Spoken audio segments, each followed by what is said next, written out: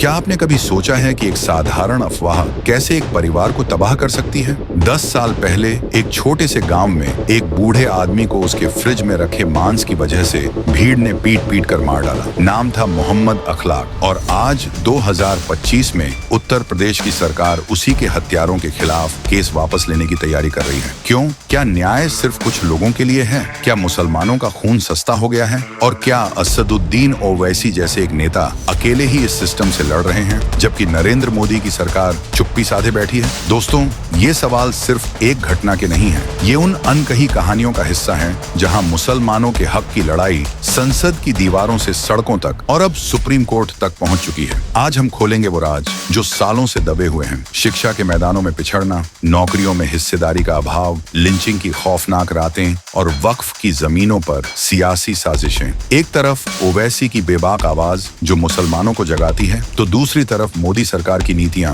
जो कथित तौर पर सबको समान बताती हैं, लेकिन आंकड़े कुछ और ही कहते हैं। क्या ये लड़ाई सिर्फ राजनीति है या असल में मुसलमानों की पहचान बचाने की जंग? चलिए इस रहस्यमयी सफर पर चलते हैं, जहां हर मोड़ पर एक झटका इंतजार कर रहा है और वादा है अंत तक आप स्किप नहीं कर पाएंगे, क्योंकि हर सवाल का जवाब अगले सवाल को जन्म देगा। दोस्तों, अगर आपको लगता है कि ऐसी सच्चाइयां दबाई नहीं जानी चाहिए, अगर आप मानते हैं कि सवाल पूछना हमारी जिम्मेदारी है, और अगर आपको लगता है कि ये बातें हर घर तक पहुंचना जरूरी है, तो अभी इसी वक्त वीडियो को लाइक करें, नीचे कमेंट करके बताएं कि आप इस पूरे मुद्दे को कैसे देखते हैं। और हाँ, चैनल को सब्सक्राइब करना बिल्कुल मत भूलिएगा, क्योंकि आपकी एक क्लिक न सिर्फ इस आवाज को आगे बढ़ाती है, बल्कि ऐसे कंटेंट को बनाने की हिम्मत भी देती है। आइए मिलकर सच को दबने नहीं देते। सबसे पहले आइए मिलते हैं उस शख्स से जिसकी जिंदगी एक राजनीतिक तूफान बन गई। असदुद्दीन ओवैसी। 13 मई 1969 को हैदराबाद के एक राजनीतिक खानदान में जन्मे ओवैसी। उनके दादा अब्दुल वाहिद ओवैसी ने 1957 में ऑल इंडिया मजलिस-ए-इत्तेहादुल मुस्लिमीन AIMIM को नई जिंदगी दी। पिता सुल्तान सलाहुद्दीन ओवैसी हैदराबाद से 6 बार सांसद, जिन्होंने AIMIM को मुसलमानों की आवाज बनाया। लेकिन क्या आप जानते हैं, ओवैसी का बचपन सिर्फ किताबों और राजनीति का नहीं था। वो क्रिकेट के शौकीन थे। उस्मानिया यूनिवर्सिटी के निजाम कॉलेज से BA करने के बाद लंदन चले गए। लिंकन इनसे बैरिस्टर एट लॉ बनकर लौटे। 1996 में फरहीन से शादी, 3 बच्चे, सुल्तानुद्दीन, अफसा और अमीना। संपत्ति 13 करोड़ से ज्यादा, लेकिन कोई कार नहीं रखते। क्यों? क्योंकि ओवैसी कहते हैं, मैं पैदल चलना पसंद करता हूं ताकि सड़कों पर चलने वाले हर दर्द को महसूस कर सकूं। लेकिन ये शांत जिंदगी कब बदली? 2004 में जब पिता की मौत के बाद उन्होंने AIMIM की कमान संभाली। पहली बार हैदराबाद से सांसद बने, फिर 2009, 2014, 2019 और 2024 5 बार की जीत। लेकिन ये जीत आसान नहीं थी। ओवैसी ने AIMIM को हैदराबाद से बाहर निकाला, महाराष्ट्र,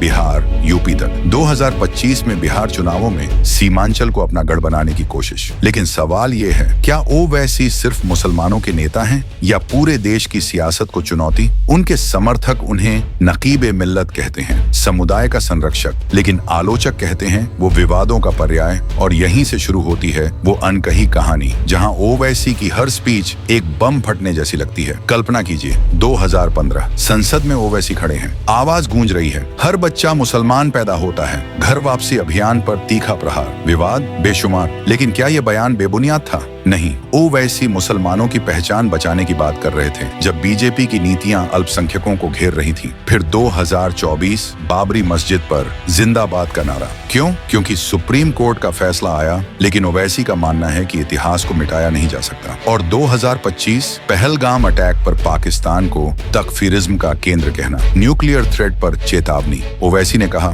भारत के 23 करोड़ मुसलमान पाकिस्तान से ज्यादा देशभक्त हैं। ये ट्रांसफॉर्मेशन क्यों? क्योंकि ओवैसी जानते हैं मुसलमानों को आतंकवाद से जोड़ना आसान है, लेकिन उनकी देशभक्ति को नकारना नामुमकिन। अब सोचिए, अगर ओवैसी ये सब अकेले लड़ रहे हैं, तो दूसरी तरफ कौन है? नरेंद्र मोदी। 2014 से सत्ता में सबका साथ, सबका विकास का नारा। लेकिन क्या ये नारा मुसलमानों तक पहुंचा? आइए आंकड़ों की दुनिया में उतरे। 2025 की रिपोर्ट्स कहती हैं, मुसलमानों की शिक्षा दर राष्ट्रीय औसत से से 20% कम। 2017-18 में ग्रेजुएशन रेट सिर्फ 14%, जबकि जनरल कैटेगरी में 37%। क्यों? हिजाब बैन ने कर्नाटक में हजारों मुस्लिम लड़कियों को स्कूल से दूर कर दिया। ओवैसी ने संसद में चिल्लाया, ये शिक्षा का हक छीनना है। मोदी सरकार स्कॉलरशिप स्कीम्स तो चलाई, लेकिन CDPP की 2025 रिपोर्ट कहती है मुस्लिम बच्चों में हायर सेकेंडरी तक ड्रॉप आउट रेट 25%, लड़कियों में तो 40%। रहस्य क्या है? गरीबी।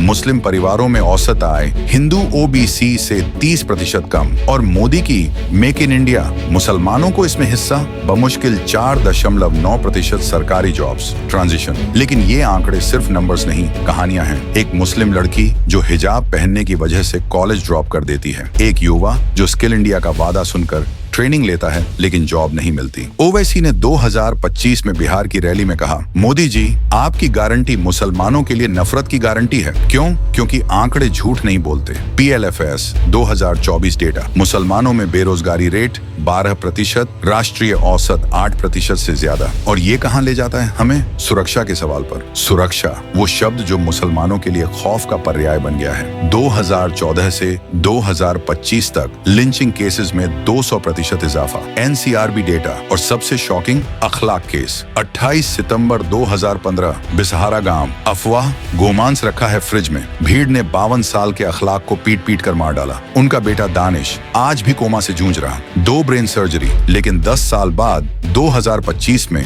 योगी सरकार केस वापस लेने की अर्जी डालती है। क्यों? सामाजिक सद्भाव के नाम पर। ओवैसी ने एक्स पर चिल्लाया, ये मुजरिमों को बचा रहा है। बीजेपी का असली चेहरा यही है। अखलाक की पत्नी इकरामन, अगर कोर्ट मान गया तो हाई कोर्ट जाऊंगी, लेकिन सवाल, क्या न्याय मिलेगा या ये सिलसिला जारी रहेगा? याद कीजिए पहलू खान को। 2017 राजस्थान, गाय ले जा रहे थे, लिंचिंग, आरोपी आजाद। सबीर मलिक 2023 हरियाणा, कासिम 2024 हिमाचल। हर बार अफवाह, हर बार मौत। और मोदी 2024 चुनाव में घुसपैठिए वाला बयान। ओवैसी ने जवाब दिया, ये मुसलमानों को डराने की साजिश। 2025 में RSS चीफ मोहन भागवत के 3 बच्चे पैदा करो बयान पर ओवैसी भड़के, ये महिलाओं पर बोझ। मुसलमानों की जनसंख्या घट रही है। 2011 में 14.2% थी। लेकिन लिंचिंग क्यों बढ़ी? क्योंकि एंटी कन्वर्जन लॉज 12 राज्यों में। राजस्थान का नया लॉ, धर्म बदलना चाहो तो कलेक्टर से इजाजत, नाम पते सार्वजनिक। ओवैसी,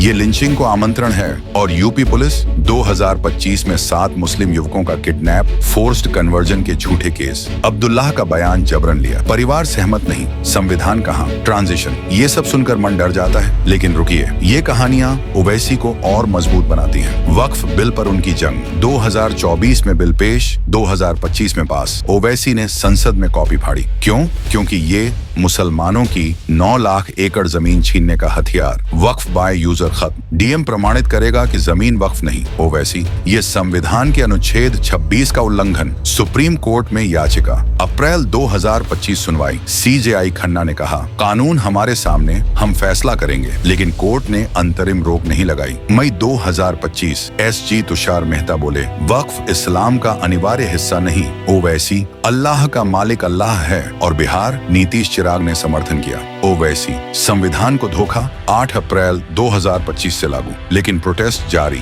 जंतर मंतर पर धरना। ओवैसी का सवाल, मंदिर कमेटी में गैर हिंदू क्यों नहीं, तो वक्फ में गैर मुस्लिम क्यों? अब सोचिए, अगर ओवैसी न होते तो ये आवाज दब जाती। 2025 में कुवैत दौरे पर ओवैसी ने कहा, भारतीय मुसलमान पाकिस्तानी से ज्यादा ईमानदार। पाक को FATF ग्रे लिस्ट में डालो। पहलगाम अटैक पर पाकिस्तान ताकफीर का केंद्र। ये बदलाव क्यों? क्योंकि ओवैसी जानते हैं, देशभक्ति साबित करने के लिए मुसलमानों को दोहरा मानदंड झेलना पड़ता है। दिल्ली ब्लास्ट 2025 पर हिंदू मुस्लिम मरे, दुश्मन वही। लेकिन सवाल, मोदी सरकार क्यों चुप? क्योंकि वोट बैंक या नीतियां गलत? दोस्तों, ये अनकही कहानियां खत्म नहीं होती। शिक्षा में पिछड़ापन रोजगार छीनता है, बेरोजगारी लिंचिंग को जन्म देती है, और वक्फ बिल पहचान मिटाता है। ओवैसी लड़ रहे हैं। एक्स पर 5 मिलियन फॉलोअर्स, रैलियों में लाखों। मोदी, योजनाएं तो हैं, लेकिन रिपोर्ट रिपोर्ट्स कहती हैं असर कम। 2025 इकोनॉमिक सर्वे, ईपीएफओ में 13 करोड़ यूएएन,